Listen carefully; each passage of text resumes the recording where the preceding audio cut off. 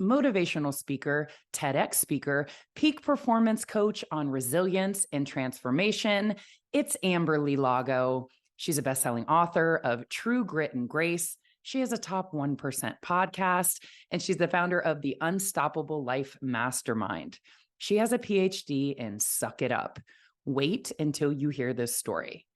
I've been following her for a while. She is here today, and I cannot wait to share her with you. Here is my episode with Amberly Lago. I am geeking out. As a podcaster, I have you here today, host of a top 1% podcast. Maybe at the end, you can give me a little tip on how to get mine up there a little bit more, but thank you. Thank you. I know you've had some health concerns recently and you're here today, and that is not lost on me. Thank you. Well, I have been looking forward to this, and I just appreciate you having me on your amazing show. And you are just so kind. Like when I had to cancel because of health stuff, like you reached out and checked up on me. That is not lost on me. That meant a lot. So thank you. Thank you. Absolutely. Let's get into it. I was going to start with your accident because so much has happened after that, but I've learned so much about your childhood and I want to start there. Let's start with Amberly growing up. I know your parents divorced kind of early on. Yeah, they divorced when I was 8, which was really, I remember being so hard because we never saw my parents fight or argue or anything. So we didn't know that anything was wrong. And actually, my dad came in and sat us down.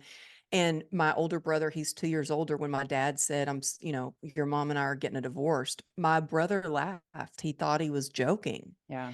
And we're like, he goes, no, we really are. And I remember just being devastated. And my grandmother, who is still like, she's my rock. She's amazing. She's 97 years old. She is the one who I remember going, she took me on a walk and really talked me through it. And she's still someone in my life that I confide in. I ask for advice. I write about her in my book, just because, man, she keeps it real. She's been that person for me who I also confided in as I got older because my my mom got remarried pretty quick, Yeah. and the man that she married ended up sexually abusing me. And Right. as a kid, there is so much shame around that, from thinking, how could this happen? This is my fault. And I was told not to tell anybody. Like my stepdad said, if you tell anyone, I'll kill your mom. And I believed him. But I did eventually confide in my grandmother because I was worried about my little sister and my little brothers. I did confide in my dad at the time too. And it took a lot of courage to go and tell him. Yeah. And told my dad, I said, Dad, you can't tell anybody, but this is what's happened. And my dad didn't tell anyone and he didn't do Wow. anything. And in that moment, it made me feel at first unworthy of, or, not even important enough to be protected or loved. But then from that, it taught me something else. It taught me that if I was going to do anything about this, it was up to me. And I needed to protect myself. And the next time my stepdad came into my bedroom, I kicked him, I punched him, I pulled his hair, I fought him off, and he looked so surprised. And you know what? He never touched me again after that moment. The psychological stuff still went on, the things Mm-hmm. that he would say, and he would do things and say awful things to get me to cry. And when I would cry, he would laugh at me and say, see, I knew I could get you. I knew I could make you cry. So after that, my defense was to get stronger. My defense was to never cry again, which was not healthy. I stuffed everything down. I ran from all the pain and the shame. I became this person in track that the coach would have me sit in the front seat with her and say that it's up to you to get us to district. You have to get first place. And I did. I ended up setting a record for running the fastest mile in Texas. Wow. And So there were some good things that came out of it. I started excelling in school because I did things to make me feel better, Yeah. but I didn't have the tools to deal with all these feelings that I had been stuffing down, and they were rising to the surface. And that was really the hardest thing, is starting to just process all the feelings. And we heal what we reveal, and Yeah. boy, it can kick your butt first, but it is freedom when you can finally deal with the feelings instead of running from them. Oh, I can't tell you how much I relate to that. Um, I had a lot of shame as well, different situation. I struggled with bulimia, depression, anorexia, not really having any self-worth for about 20 years. From like 16 to 36, I didn't see my value. It was all wrapped up in the physical, and I abused my Yeah. body for so long and then stopped, but I was still carrying the shame of it. Like I wasn't doing the behaviors anymore, but I say this all the time. Like if anybody's listening to this, like what's that thing that you're still carrying? And it may not be happening anymore. It may be like you, Amberly, something happened to you. Even if it's not happening anymore, if you have not like put it out into the universe, you don't have to write a book, but tell someone, you're still carrying the shame of it. And until you release that shame, it's like the rest of my life opened up when I wrote my first book and just said it out loud. Again, it wasn't happening, but I was still carrying the shame of it. And for you, like carrying that shame that had to like boil over to relationships with men, like how Oh, did you, yeah. right?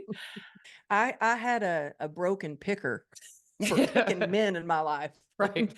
And I tell you, I could like go in a room and spot the alcoholic and be like, "Ooh, that's the one for me. He's trouble." Because I grew up with a lot of addiction in my family. I Right. always thought I am so different from that. Yeah. I am going to do something with my life. And by the time I was in high school, I had 4 jobs. And so I saved up enough money to pack up my little Suzuki Samurai and go to LA, despite so many people saying, "You're never going to make it as a professional dancer. You'll be back in 2 weeks." The last thing that my stepmom had said to me is, "I think you're making a big mistake." And Mhm. the men that I chose in my life were emotionally unavailable. And I think when I really started to deal with a lot of the feelings was I actually went to therapy because I was in a relationship with this guy who was an alcoholic. I didn't know it when we first started dating, and I didn't know, and I wasn't an alcoholic yet at this Yeah. point. Right. Um, and I went to therapy to like, complain about him and say how awful it was and how he was treating me. And the therapist did a couple of things. She said, "We teach people how to treat us. Mhm. So stop complaining and start teaching, and start being with someone who is going, you teach them how to treat you." And then I wasn't going to therapy for the sexual abuse as a kid. And we're in the middle of the session, and she's like, "Were you sexually abused as a kid?" And I'm like, Whoa. "How did you know?" Like, Yeah. "Yeah, yeah. But that's not why I'm here, and I've dealt with that. Like, Right. I don't need I've dealt with that. I don't need to talk about that anymore." She goes, "You have not dealt with it." She gave me a book to read called Codependent No More. Um, I started going to therapy sessions to really process the feelings. Um, and that really helped. I've been married 3 times. And I used to Oh. be embarrassed to say that. Like, I have been married. This is my third marriage. And I guess the third time's a charm because I finally have a man, after reading a lot of books, listening to a lot of podcasts, going to a lot of therapy, Mhm. doing a lot of writing and journaling. So when we read, we learn about other people, other things, other processes and systems. When we write, we learn about ourselves. And so it wasn't just, a mental or emotional transformation. It's mind, body, spirit. I got connected to God more. And that really started to help when I could turn it over and say, "You know what? There's got to be something bigger than me to help me through this. I can't do this by myself." And so to this day, I think that building the right relationships with yourself, listening to your gut, that took a long time for me Oh to my God. listen and trust my gut, because when you're little and you have somebody that you're supposed to be able to trust, Yeah. and look up to for guidance. And I remember telling my stepdad, this isn't right. And he goes, no, this is right. This is how fathers teach their daughters. So I learned to not trust my gut. Now I trust myself. And you know what? Your head may say something, your heart might tell you something, but your gut never lies. So listening to your gut. And, like I said, I finally have a good man in my life. We've been married for over 17 years. He is the most incredible father. I remember the first time, you know, I, he was just loving on our daughter. We have a daughter Mhm. named Brooke. She's a miracle baby. We didn't think we could have a kid, and we were able to have her. And I remember the first time when she was a baby and he was like kissing her and loving on her. And I was like, wow, that was kind of weird for me Yeah. to see that because Yeah. I didn't have that as a kid. I didn't have I mean, my dad and I have worked on a lot, and our relationship we have really healed our relationship. We text each other almost every day, but he had not done any work. He came from a lot of dysfunction. Yeah. And I think it's up to us to be the one in the family to break that cycle, to break, that shame, and talk about it and talk about things. And that wasn't easy for me to even write about in my book. Yeah. I didn't want to hurt anybody. I didn't want to hurt my mom, but I always think about, well, what can you do?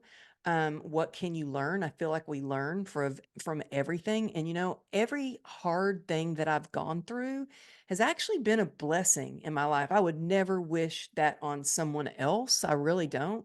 But now because of that, I can help others walk forward without holding on to the shame. I can help others. There's something very powerful when you can connect with somebody, whether it's alcoholism or bulimia or anorexia, or you have been sexually abused, that you can talk to somebody and connect on a deeper level, and you can say, oh, me too. And this is how you can get through it. You're doing it right now. I don't know if you realize, I didn't know that wasn't your first marriage. I'm in the middle of a divorce and I have not talked about it a ton. We've been together for 18 years. My daughter is 8. Oh, So it wow. hit me right in the heart when you said you're 8. I was like, oh, I have to say, like, we're co-parenting like champions. Like That's awesome. I probably stayed a year or two too long just trying to keep the family together because I didn't want to devastate my kids. They're 8 and 5, but it's like so much of what you just said. I know in my gut, like I moved down here to the South for him and I kind of uprooted, but it's so weird. I found my way back to the church here. Very strange, too long of a story to get into, but like I went to the wrong church. I thought I was going to one church, but then when I got there, I was like, something's telling me to go in. And now that is my church. And I know that it is not the right thing anymore. And I am single and I find myself single the first time at 42. We've been together since I was 24.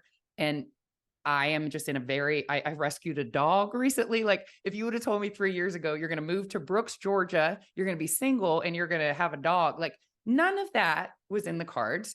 And yet here is where I find myself. So you just saying that you met this wonderful man and you knew the other situations weren't right. Like I'm right in it. It's hard going through a divorce. I think that um, my second divorce, where we had a young, she was only 1 year old when we divorced. We were only married long enough, seriously, we were married a year, long enough Yeah. for me to get my beautiful daughter.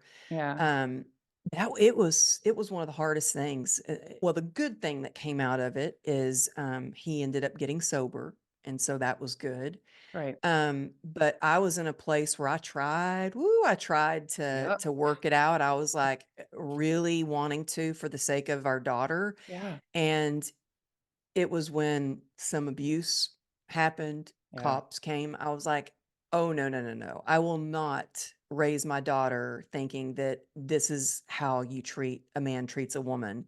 Yes. And I thought I'm never going to get married again. I'm good. I've got my daughter. I had built my career from the ground up, Yeah. built my savings back up because he had really damaged a lot. Anyway, I won't get into it too much, but I was like, oh, I'm never going to get married. I don't need a man. I've got my daughter and I've got my career. And had a friend that kept saying, I want to introduce you to this man, Amberly. He's a good man. He's very respected in the community and he's got a good job. And this was like none of the things I ever had before. I found myself always supporting a Yeah. man and taking care of them and being the breadwinner. And finally, one day she kept on me. And finally, one day she goes, Amberly, he really wants to meet you. He sees you come in the restaurant all the time. And I said, okay, Jackie, okay, I'll meet him. Literally, like, I don't, she called him and like 5 minutes later, he was walking in the restaurant. And this is at a time where I was running everywhere. So I had a baseball cap on like I have now, no makeup, sweaty, sitting there having some tacos. And this guy, I'm like, oh my God, I think this is the guy. And he sits at the table and he starts going on about, well, yeah, I'm a cop but I think I might move and I'm a sergeant now and I'm promoting to lieutenant commander and like just spilling his everything to me, like telling me all this. And I was just sitting there and can I call you sometimes? Let's go to lunch. And he walked away. I gave him my number. He walked away. And the couple next to me said, it was an older couple. They said, is that how it's done nowadays? I'm like, I don't I don't know. know. And he called me like 3 times within the first hour. "Okay, you've got my number. Just wanna make sure you got my number. We're going to lunch tomorrow, right?" Yeah, and I was like, "Ooh, this guy's intense." A month later, we, like, started dating. A month later, he asked me to go on this trip. He had jet skis, and we went to the river to go ride jet skis, and I was so nervous about going away for a couple of days with him, and we didn't. I remember the moment, him looking back, and he had his shirt off, and he was wiping off jet skis, and I looked, and I was like, "Oh my gosh, a man who can take care of himself, take care of stuff, like, oh my gosh, I don't have to take care of him, he can take care of himself." I was like, "He is the one." And so I he was at the house one day and he had his uniform on and he was hot, let me tell you. It still is, but in that uniform, Yeah. and, my ex-husband had been arrested more than once, and I will never forget, he walked in to pick up our daughter, and he used to just walk in the house like and I was like, always bugged me, and he walked in, and Johnny, my husband now, stood up and said, "Well, hi there," and the first thing that my ex-husband said was like, he goes, "Oh, shit." I was like, "Yes." Finally, I got somebody in my corner. Yeah. Finally, I got a good man. Let's get into it. You're 38. You're thriving as a trainer. You're doing Body by Jake infomercials. You're sponsored by Nike. You're riding home from work one day on your motorcycle. What happened? I remember I was like, I'm going to take a little bit longer ride home because there's nothing like being on your motorcycle. I'm on my Harley. It's a gorgeous bike, a beautiful sunny California day. I can feel the wind blowing through my hair. And you're just like in the moment. You have to be. It's not like when you're in a car and you can change the radio, you're distracted, you're talking, you might even be eating in the car, putting on makeup. Like when you're on a motorcycle, you are like looking around, making sure that people see you so you don't go down. Well, I saw this SUV and I thought we made eye contact, but I think maybe he saw through me or maybe he thought he could beat me. So he punched it out, made a left, and I remember seeing it come and going, "Oh my gosh, it's too late." It was too late. I got T-boned. I am flying through the air. I was thrown 30 feet and sliding across the asphalt, just hoping in that moment, thinking, please don't let another car hit me because we were on I was on Yeah. Boulevard. And when I came to a stop, I only looked down at it once and my leg was completely just crumbled into pieces. I had leggings on. I just finished training clients and, there was blood everywhere. I didn't know at the time my femoral artery was actually severed. Thank goodness I had a guy come over right away and he ripped off his belt and he made a tourniquet on my leg.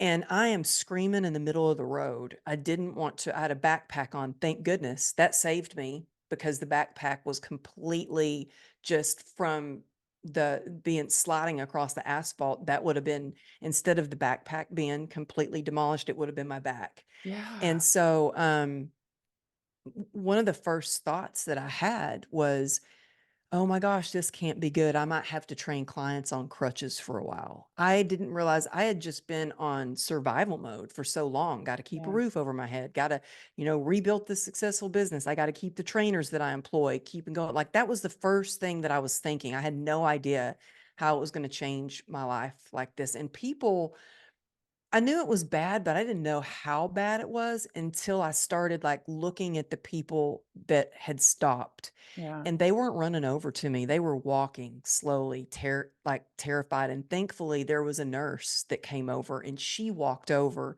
and she grabbed my hands and she's like, I need you to breathe with me.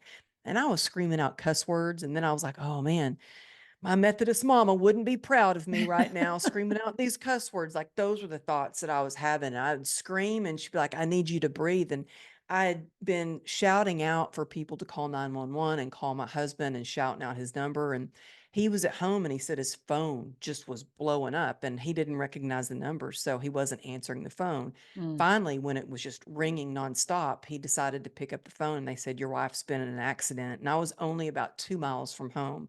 So he got to the scene very fast. And it's different when, he's used to rolling up on scenes being a cop. But when you see your loved one down like that, Yeah. I mean, when we got to the ER, he was hysterical, like Yeah. crying. And I'd never seen him cry. Yeah. And at that moment, I thought, oh my God, I might be dying. This might be it. I think I'm dying. And I yelled across the ER, honey, I need you to get over here and be strong for me. Because in that moment, I thought, if I'm not going to make it, I need to know that he's going to be able to pull it together. And that was the last thing I remembered before this beautiful nurse that I'm still friends with this day, Shaniqua, she leaned over me and she said, we're going to give you something to make you feel all better now.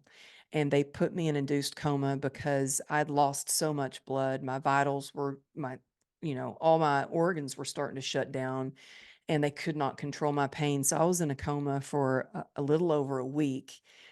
And when I was in a coma, the doctors were going to amputate my leg. And he said, nope, I want that to be her decision. I want her to wake up from a coma with both of her legs. And when I woke up out of a coma, they said, well, I'm sorry. This is like a war wound. Your leg is so damaged. You've got a 1% chance of saving it.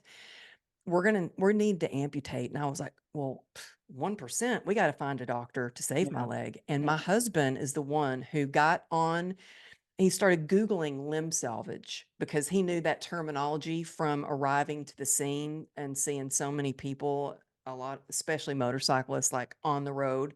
Yeah. And so he knew how to Google that. And because he was in a powerful position, he was able to make phone calls.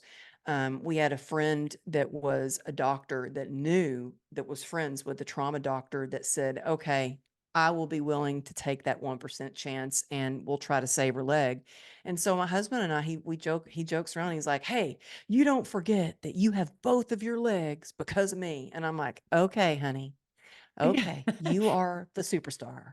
Man, it has just taken, that's where the grit and the grace comes from because it has taken so much grit to get through surgery after surgery, 34 in total. And by the grace of God, I had no infection in the hospital. I found the right doctor and the team of doctors that were willing to try to save it. And about 3.5 months later, I got to go home from the hospital. But the real journey began, and this is what I still deal with, is not just all the scars, but the pain. Because as an athlete, I knew how to push through pain, but being diagnosed with an incurable disease is what I've really learned so much from. Let's just take a second, first of all, to just everything that you just said. 34 surgeries, 1% chance of saving your leg. They save your leg. If that had not been enough, then, as you mentioned, you're diagnosed with an incurable disease, complex regional pain syndrome. So you get hit again. You're told you'll never walk again. And Hmm. I'm thinking, like, as a trainer, as a dancer, like your body is your business card. That's your identity. That's your purpose. You Honestly, get that. I get it on a very, like, I don't want you to think that I am comparing this at all. It is absolutely not the same, but I was a Division I soccer player in college. Soccer was my identity since I was 4 years old. I play soccer. That we were back-to-back state champions. I was a captain. Soccer was my identity. In college, when I Yeah. lost soccer, it was like, if I'm not a soccer player, like that was all I ever identified any value or worth with. So that is when depression, Exactly. bulimia, obviously not on the same scale as you, but I can understand when you're a trainer and you're a dancer and your body is like affected. And now I'm all scarred up and I'm looking down at my leg. And Yeah. Erin, I remember, so I had a nurses would come every day to change my bandages when I got home. Yeah. And I had this one nurse, she came to do an assessment to give me an idea of like how much it was going to cost if I kept my leg, how much it was going to cost if I needed a prosthetic. And I didn't know she was going to be doing that. I was like, I saved it. And so Yeah. she walks in and she said, well, let me look at your leg. And at the time I was wearing 3 compression socks to try to keep the swelling down because my leg would just be like a balloon. And Mhm. I'm rolling these compression socks down and it looks raw. It it looks sad. It Yeah. looks like they need to go ahead and cut it off. And so I see now where she's coming from. But she looked down at my leg and she just very casually said, so are you going to keep it? And I was like, what do you mean? Am I going to keep it? I did keep it. It's my leg. I'm keeping it. And like you, I totally relate to if you're not a soccer player, what are you? What is your identity? Because being this fitness girl, Yeah. being in infomercials and an athlete and a dancer my whole life, my nickname at the gym from all the bodybuilders was legs because Yeah. I had some strong legs and I Oh my lifted God. with the male bodybuilders. Yeah. And now my nickname of being legs, I'm scarred. Yes. I've been told I will never walk again. I need to Yeah. stay in my wheelchair. That is when I was trying everything for pain. So I was on Yeah. 73 homeopathic pills, 11 prescription medications. I was trying very invasive treatments like spinal radio frequency, which actually can cause paralysis because they burn the nerve. Spinal block, spinal stimulator, where I went in and they implant a box in your glute Mhm. and nerve leads up your spine. And I remember telling the doctor, you mean, I was like, I already like have a deformed leg. Now I'm going to have a box Yeah. implanted in my glute. Like, because again, body image, I was like, maybe I I can, now people are going to see this box. Mhm. And he said, if this gets you out of pain, you wouldn't care if I implanted it on your forehead. I didn't know how hard it was going to be. I was offended by that, by the way, when he said that. I didn't like that doctor much, but nothing was working for the pain. The Didn't you say pills, the I pain mean, got so bad nothing. at one point you were like, just take it off? And they're like, we can't. Like, we're past that Yeah. point. Like, that's how bad it They're was. like, it could make it spread. Yeah, I went into the doctor and said, look, doc, I appreciate all you've done to help me save my leg, but we need to amputate it. It's just giving me too much pain. I need to get a prosthetic and just, I know I'll be able to get back to what I was doing if you just give me a prosthetic. Yeah. And I realized that there was no going back. And that was a moment that was so hard, but really changed everything because it was the moment that I really got an acceptance for, okay, well, these are the cards I've been dealt. It's up to me to play the hell out of these cards.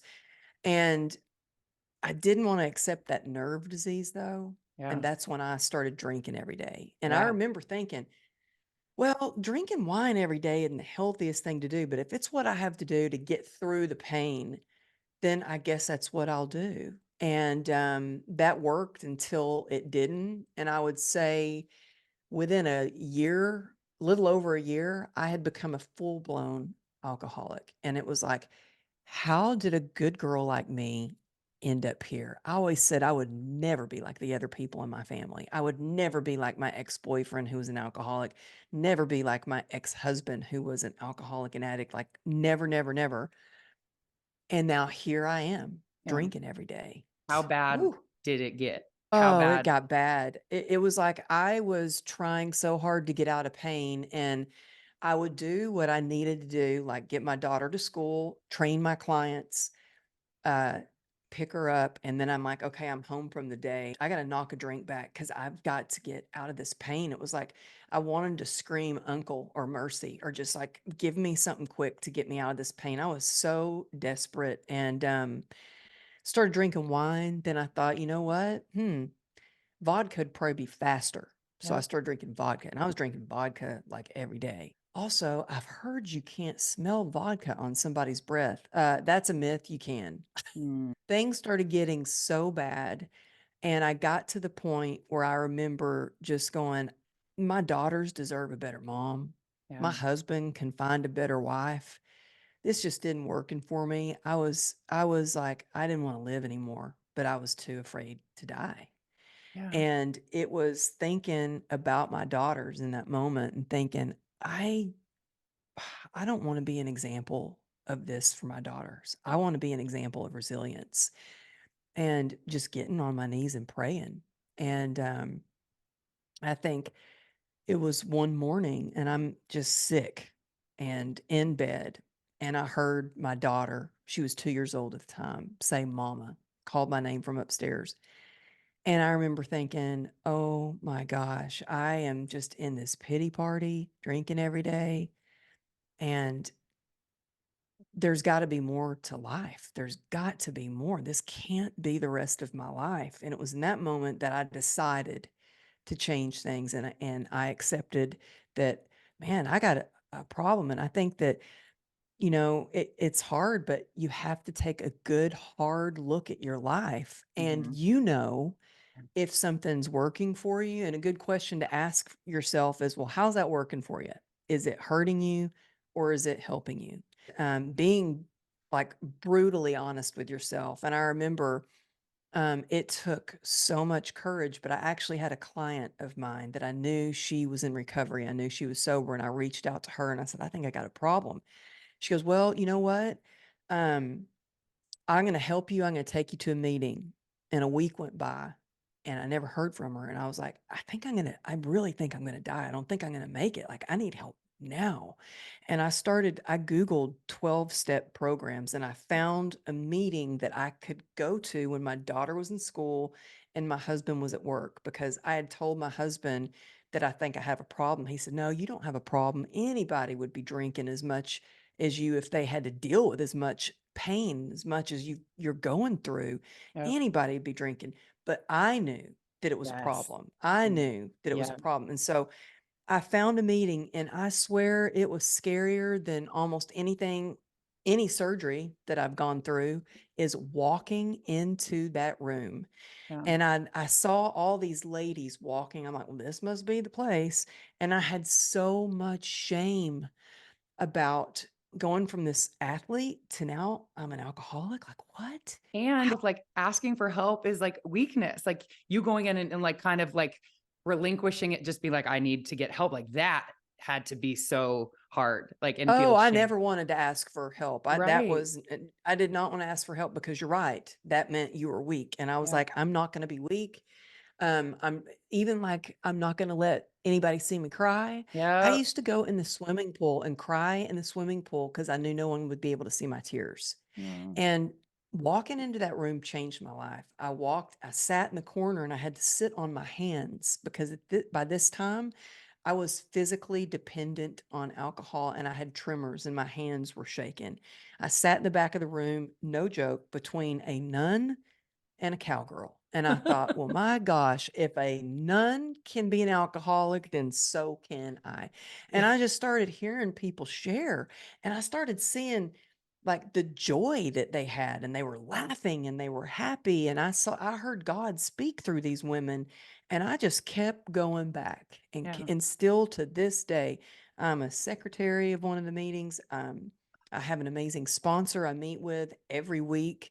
And, you talked about community and finding a church. I knew that when I moved from LA to Dallas, I was like, the first thing I have to do is I have to find my meetings. I have to find a barn for my daughter because she's a horse girl and she Yeah. needs to be around her horse crazy girls. And I got to find a church. So I had a church set up before I even moved. I already Yeah. had a time. I found a church. And I had a girlfriend and she's in my mastermind. She just moved to Dallas. I brought her to church. So she would have her people and community. I think that's powerful. And just knowing that, man, when you shine a light on that shame, and when I have admitted, yeah, I can't handle alcohol. I can't, I got a problem with alcohol. I'm in Yeah. recovery. And when you shine a light on that and you admit that and you talk about it and you share from a scar, not an open wound, but you're Yes. shared from a place where you've done a lot of healing around it, and then you can share, then nobody can use it against you. Yes. You're just being raw and vulnerable. Amberly, I didn't even know all the stuff that we have in common. I obviously knew you were sober. And I'm sure like coming on Squats and Margaritas, you're like, oh, this drinking lady. But I will tell you, as of what's today, the 26th, as we're recording this, I'm 26 days alcohol free. Never done that before. I That's still, amazing. I stand by Squats and Margaritas. Growing up in the restriction, deprivation mindset, for me, I can't say I'm sober. Putting it off limits makes it more enticing. It puts it on a pedestal. I want it more. So I stand by my lifestyle of balance and Squats and Margaritas, changing everything for me, found my best physical body. I started inspiring other women. It changed my life. However, when the pandemic hit, like you said, when it's a problem. I would just see myself pouring drinks, not only every day, but like earlier in the day. And I Oh, was yeah. perpetuating the drunk mom on TikTok. Like, this is what we do. I had a 2 and a 4-year-old at home. The schools are closed. The gyms are closed. We drink. And now I look back at it now and I'm just like, it was so gross. But I, I lost the balance and I was drinking every day. And I interviewed Gabby Bernstein on this show. And I was like, my brand is Squats and Margaritas because she's sober. And I was like, but I lost the balance. Like I'm drinking every day. And I was like, it's totally going to ruin my brand. And pardon my language, she said it. She was like, fuck your brand. This elevates your brand. You realizing I am getting away from the balance and now this is an issue. And I don't want to say, like when you said you were physically dependent on it, it was never like that. It was more just like a habit. Like I was drinking every day and I couldn't not have a couple drinks every single day. And I didn't want to live like that anymore. So I started talking about it and I was like, I'm Squats and Margaritas, but I'm really looking at it. And any other mom that's kind of like there's just a stigma. If you're looking at it, then maybe you have a problem. Like you almost don't want to look at it. You just want to be like, it's fine. It's not an issue. Cause if you're looking at it, it looks like you should stop. And so I finally just was like, I'm going to do this. It's very raw. It's only been 26 days. It was very hard at the That's beginning. amazing. But don't you feel so much better? I feel incredible, but I'm just gonna be completely honest. Like I'm committed to doing January. This is where I would like it to be, where if I go to an event, or not that I'm going to do it now, but if I start dating, like go and have a cocktail somewhere, or I'm at a wedding, have a glass of champagne. And it's not a thing. It became a thing of every day. And now I have broken that habit that I'm not going to drink every day. I don't want alcohol in the house because it's not going to be something, it's going to be something that's like a once in a while thing. That's where I think I'll be. The sobriety and like the label of it was almost too much. I remember calling my sister on like the 8th. I'd done a week and I was like, I just want to have a beer so it's over. Like, so the pressure, it's just like, it was too much to like stick to, because I just wanted, like, I had a beer, so I'm not held to this 30 days anymore. But then like last night I like crossed off 25 and I'm like, I can do this. Like, it's fine. So I don't know. Yeah. I don't know what's going to happen. I am going to do a solo episode on like how it went, what I struggled with, what I learned, and then just kind of see where it goes. But I'm not going to be a daily drinker anymore. Like, and again, I wasn't drinking to excess, but I was drinking every day. And I've been able to stop that pattern. And I don't know, I'm sharing that journey. I know that my brand has margaritas in it, but like it became, you, like you said, it became an issue and I didn't want to drink every day. And that's what I was doing. Yeah. Yeah. And you know what? I remember getting sober and thinking, how am I going to get through one day without having a drink with all this pain? Like, I didn't know, because the pain that I experience, it's ranked highest on the pain scale. The suicide disease, And isn't that what it's called? the reason it's called that is because people either slowly kill themselves with drugs, alcohol to try to numb it out, or they commit suicide because the pain is that much. And I mean, I'm still doing treatments and stuff. I just got back from Costa Rica doing Yeah. a treatment, but I remember thinking, how am I going to get through each day with so much pain. You know what? I'm a testament that you can get Yeah. through it. I just had to change my mind, my connection with God. And, in the first 3 months that I got sober, I mean, I was doing it one day at a time. The first Mhm. 3 months that I was sober, I had found a sponsor the second meeting I went to, that who's still my sponsor today. This is back in 2016. And she said, I need you to find a time every day that you can call and connect and check in with me. So every day for 3 months at 2 o'clock, I knew that's when I'd be going to pick my daughter up from school. Every day at 2 o'clock, I would check in with her. Um, to this day, every day I have a spiritual practice. Like, I get up in the morning, I read out of my daily reflections or some sort of other book, but I read something, and I have a gratitude practice. I haven't done my gratitude list today. Mhm. Um, but there's an app, it's called My Spirit. You might like this app. I'm not affiliated with it or anything, but it's called My Spiritual Toolkit. Yeah. And I love it because, I mean, you don't have to be sober to use it, but it will count down your days for you. But what I love it about it, and I use every day, there's prayers you can read, and it keeps me, because my sober community is mostly still in California.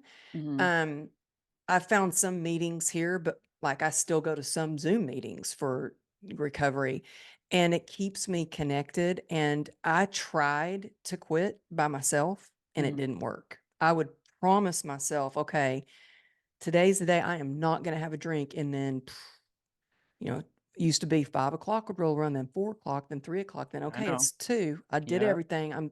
I just need one. And then I'm like, well, I have another, then another. And it got for me where I felt like I couldn't stop, and I couldn't until I got in a community with people and held myself accountable and have that spiritual connection. It is really, I think when I was drinking, it cut off my spiritual connection. Um, it numbs out everything. I was literally gonna say And it numbs everything. Yes. Everything. yeah, Through your pain, your connections to people. What I found, and any mom that's listening with young kids, you can never count on getting a good night's sleep. So for me, like just recently, my son woke up throwing up at like 1 o'clock in the morning the other night. And my first thought is, can you imagine if I had like a couple of glasses of wine and just fell asleep and was trying to like manage this? Like, being completely sober has been such a gift. And there is no better feeling than waking up every morning the last 25 days, 100%. Not that I was waking up hungover, but I mean, to just feel 100% all the time. Like, it's not worth. I never binge drank. Well, I can't say that ever. I feel awful and I will never binge drink again. But I never understood that. Like, making my body, I mean, it's poison. You're poisoning your body and you feel awful the and next it's day. an inflammatory, and so Yeah. it causes brain fog. And what it was doing to me was, it became this vicious cycle. So I was drinking to try to numb out the pain, Yeah. and then it would wear off. And because it's an inflammatory, and the disease that I was diagnosed with is an inflammatory disease, it would make it worse. And so it became this cycle where it's like, well, I gotta have a drink to numb out the pain, but then it made the pain worse. It was terrible, Yeah. terrible. I And feel I'm you. lucky I didn't overdose or something, because the medication I'm on, called Lyrica, you're not supposed to even drink with that medication. Of course, I would. There were times I would. And so, yeah, to wake up clear-minded with your eyes clear, Yeah. and it also causes depression. And I remember when I first got sober, I started having people at the gym go, "Oh my gosh, man, you're getting really ripped up. Like, are you going to do a fitness competition or something?" And it was because I got rid of all the bloat Yeah. from Alcohol. drinking. Yeah. So the reason I haven't seen, like, I have my sister's doing it too. Every time we FaceTime, I'm like, you look so great. Like, your face looks so thin. I didn't have that because I found non-alcoholic IPAs. And so I'm still getting the calories, but it's what I need, because I felt like when I had tacos or wings, I wanted a beer. I wanted an IPA. So I found one that tastes just like IPAs. It obviously doesn't have alcohol. So I am still getting the calories because it's what I need to do to get through what I've at least committed to the rest of this month. So I just feel like I'm deprived if I don't have like a pairing. And I feel like it's because of my eating disorder past. Like, food was just, it was off limits. It was to punish myself, or it was like the blandest, grossest thing. And now that I am healed from that, meals are an experience. Like I have like a glass of wine with it. And if I don't, I feel like I'm back in deprivation. Probably should talk to Yeah. someone about my eating disorder noise. Like I think that's why I Well, don't want to feel deprived again. well, you know what? We always have triggers no matter what. And we Yeah. think I've been that way where I'm like, oh, I've healed from that. I've done all the work. And then something triggers me. But the thing is, I know I can catch it and shift it now. I can catch it quicker. Doesn't mean it doesn't suck or hurt or, I cause all kinds of emotions Yeah. from fear to anger to, uh, sad. But there are certain tools where you can fix it now. For me, when I gave up drinking, I replaced it with tea. So every night I drink tea. I drink hot tea. Even when I travel, I take my own tea with me. And I've even been at a hotel before where they didn't have a coffee maker. And I'm like, there's no coffee maker. Like, how am I going to make my tea? And I paid like $25 for them to bring me a tea kettle. And then I have to admit something too. Like when I was in Costa Rica, I had this stem cell treatment that really caused it caused me a huge, huge flare up. I mean, it was so bad. It was the worst pain I had been in since I had a major surgery on my ankle. And being in the room, I was all by myself in a foreign country. I'm in so much pain, and I'm laying in bed with my leg propped up, and I look up and it says mini bar, and I'm like, I had a thought. Yeah. I went over and opened the mini bar and I looked at the little bottles. I was like, man, I could just knock one back. Maybe that would help. Even though they said you can't drink after this treatment because it'll interfere with the stem cell. I'm like, I'm by myself. Yeah. I'm in so much pain. And then I thought, oh my gosh, no, get out of this room. So I went down. I was like, I'm going to go get something to eat. I ended up going to the restaurant downstairs, ordering a whole pizza. I never eat pizza. I had the You needed pizza, it went in and the sat moment. out by the pool. Yeah, I was like, whatever is going to work. Exactly. Sat out by the pool, ate some pizza, and called my sponsor and prayed. Wow. And that got me through that moment. Because I don't want to go back to where I was. I know that I would not have everything that I have now if I started drinking again. I would ruin the relationships with my daughters. And I mean, you know what? Even yesterday, so I have to admit I got pulled over by the cops yesterday. Um, I How fast are you This going? is terrible. This is terrible. I What? wasn't This is worse than going fast. What Like is, there was a school bus oh, it's that confusing stopped, and I'm sometimes. like, are Now, they stopping? Are they turning? And I'm like, yes. I was right beside them and I didn't stop. And my first thought was, I think I was supposed to slow down or stop back there or something. Then woo, I hear these sirens. I'm like, oh crap. And I was coming back from taking my daughter to the dentist and I had to pull into her school because I pulled over Oh. right away. So all of her friends start Snapchatting that I'm pulled over and messaging her like, "Hey, why'd your mom get pulled over?" I was like devastated. But imagine I if I had been drinking, I knew where you were because in going. the Yeah. past I would have been. I Yeah. mean, I think, what if can you imagine? I mean, I've had friends that were like, "Oh, I've just had a couple of cocktails. I can go through and, the line at school and pick my kids up." And I had a friend of mine that rear-ended a bus because she was drunk and got Oh, taken to jail in front of her kids at school. So I'm like, oh, that scares the crap out of me. I I have a get it. healthy fear of ever going back because for me, I know it's not a solution for me anymore. And I've been given so many gifts because I stopped. I wouldn't have been able to write my book, or uh, I wouldn't be able to do any of the things, meet all the people, be on the stages that I've got to be on. I wouldn't be able to hold my mastermind group. Can Yeah. you imagine me trying to lead all these women like plastered? No way. Wouldn't I happen. Everything was for the like your purpose, like your accident, your diagnosis, alcoholism, like everything that you came through. You say it didn't knock you down, it thrust you into a higher version of yourself. And do you think you would be doing what you're doing now had you not be a personal Oh, trainer. probably not. Yeah, it was all Probably not. I mean, I have purposeful. it. Thank you. Thank you. I think that everything that happens is happening for us, and Yes. it's up to us. We can let it tear us down, or we can use that to learn from it, grow.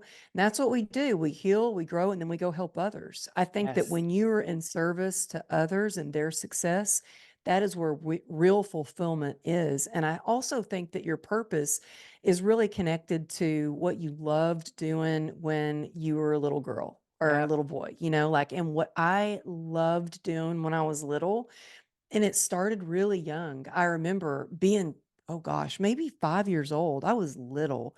And after the football games, I don't know why my mom let me do this, but she would let me go hang out at the Dairy Queen. All the people from the band from the football game were at the Dairy Queen.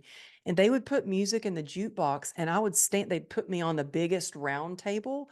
And they would put me on the table, and I would just dance. And I remember how much joy, seeing the joy, like people would, be so happy and laugh and start dancing along and clap. And I wasn't doing it because I wanted people to clap for me. I was doing it because I could see how it lit up other people. Yeah. And when I'm on stage, I once had an agent say, Amberly, please don't dance on stage. It's not professional. And I'm like, I can't help it. It just happens. I Like I go know. out on stage and it happens. I don't plan it out, but it just happens. And I think that now my purpose is still connected to the joy that I experienced as a child. I just do it in a little bit different way. I dance on stage, and, like, sometimes I'll watch things back and I'm like, "Oh my god."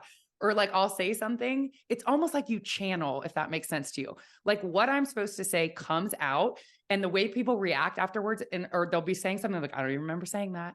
Like, I don't even Oh my I go gosh, up there and that I'm like, makes me so "I don't even know happy what I to said." hear. I thank you for saying that because, like, I just interviewed on, Ed Milet's Yeah, you podcast, and did. afterwards he was like, "Oh my gosh, do you even know what you said?" And I was like, "No, I don't." Oh And gosh, then I you hope watch I it back said and you're like, something that "Damn, helps that was somebody. amazing." Oh my goodness, I'm kinda, I still get a little nervous, but I think if I didn't, I would think, "Well, what's wrong with me that I'm not nervous?" Do you know what I mean? It's not normal. And you find purpose in what you've been through. Like you say, figure out what brings you joy. And it's the same thing when someone being on a stage or the people that come up after that are like you, what you said, me too, or like just a DM where somebody's like, you're the first person that I've Oh, ever told that yeah. I was bulimic. And my husband doesn't know. It's because my guard went down. I was vulnerable, and it gives permission for the other person to be vulnerable. And I know that that's what I am supposed to do. I'm supposed to do this show to share stories like yours of overcoming and inspire other women to feel seen and not alone. And I went through all that to find this. And had I not, I get imposter syndrome. It's like, where are your letters? Like, oh, what are you? And I'm like, I'm just a woman sharing what I've been through and all of it, and hoping that my story will bring the next woman out of it. I don't have any letters. And in my first book, the eating disorder community came for me and was like, this woman, first of all, they're like, she's not healed. And they might have been onto something. They're like, my language was fat phobic, Mhm. but they're like, she's not a professional. And if you're not a professional, you shouldn't be speaking on recovery. And I'm like, I am not claiming to be a professional. I'm sharing my story because I feel like I went through it to be able to share it. And I did come out on the other side. And here's how I did it. And I'm going to continue to share that, whether they come for me or not. And whether it's the professional way that they see recovery or not. Like, this is what I'm supposed to do. And the messages that I get confirm that. And I'm going to continue doing it. Yeah. And Erin, you know what? Thank you for sharing that. I mean, I would rather learn from somebody who has been through it and come out the other side Yeah. than learn from somebody who just has some letters after their name. But I will tell you something that really helped me because I felt major imposter syndrome when I did my TED Talk. The website came up and scrolling through, and I was like, oh my gosh, I'm the only person that doesn't have a PhD. Like Yeah. I didn't even go to college. Like, oh my gosh. And my husband pointed it out too. And I'm like, yeah, thanks, honey. I noticed that. Yeah. And so Thanks, I babe. got on the phone with her. Yeah, thanks. Thanks a lot. Making me feel good. And I got on the phone with one of the TEDx curators, and it was going to be a big TEDx. It was at Berkeley. It was on one of the most prestigious stages. There are like 3,000 people there.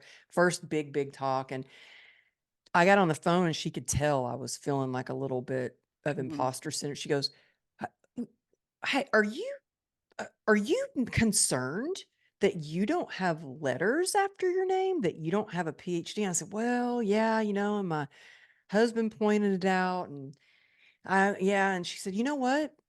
You have a PhD in heart, and that's why we want to have you on our stage. And I'm like, you know what? We can all have a PhD in heart and just share our heart, share our experience. And that like flipped the switch for me and thinking, Yes.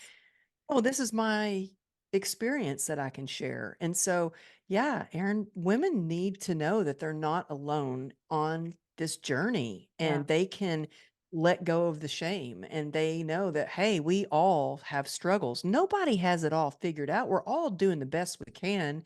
And, I always talk about being unstoppable, and being unstoppable doesn't mean that you do things perfectly or you don't hit roadblocks. It doesn't mean that you fall flat on your face. I mean, a couple of weeks ago, I did fall flat on my face, hit the coffee table, had Literally. 8 stitches, 2 black eyes, but it just means you get back up, and you know that change is coming, but it's being resilient and working around those changes and working through them and adapting and Mhm. moving forward one day at a time, sometimes one moment at a time.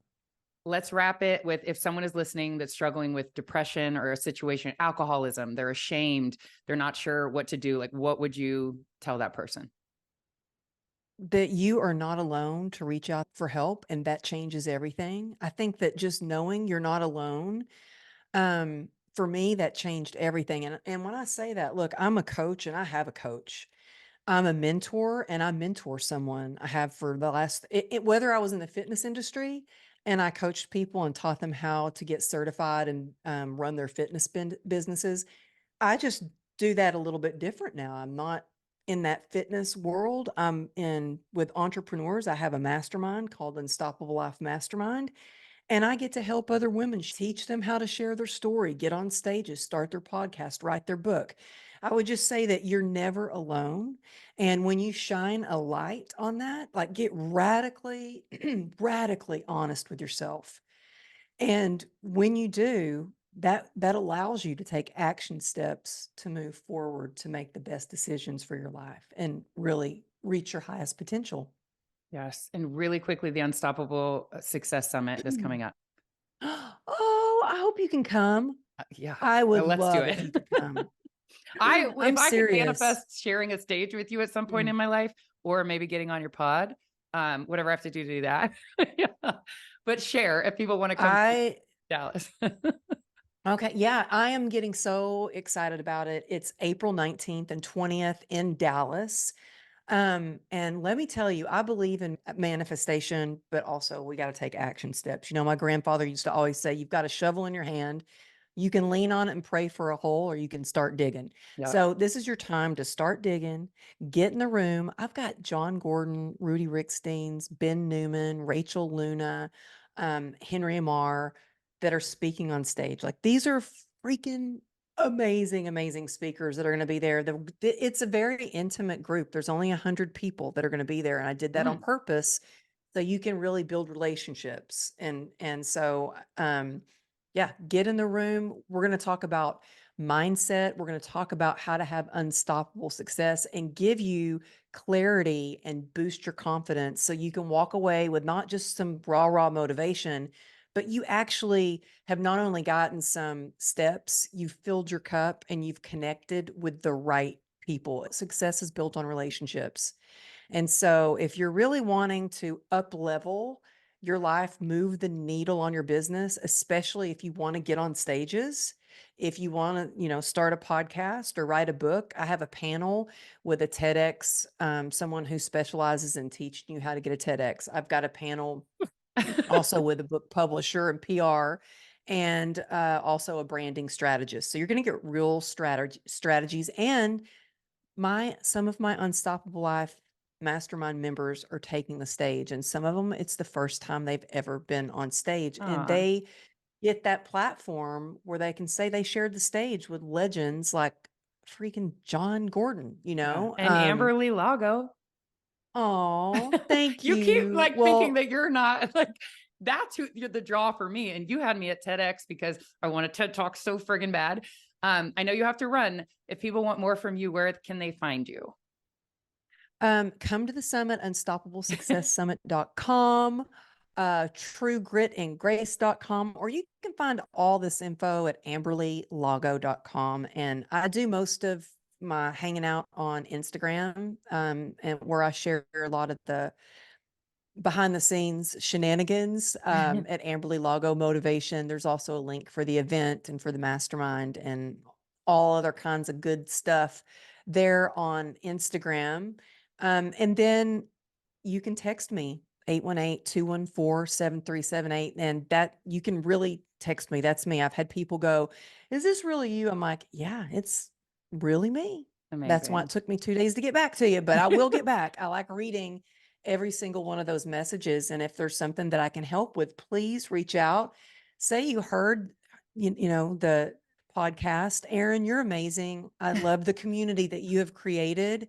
I know we're going to be friends for life. I hope to Mhm. hug your neck in person soon. Yes, you are goals. I cannot tell you how much this means to get this much of your time. Let me know however I can support you. And I can't wait to see what you do next. Oh, and if you're listening, take a screenshot and tag us on Instagram. I love that. I always reshare it when I see that. So show Erin some love. Let's show her some love because I know how much work goes into a podcast.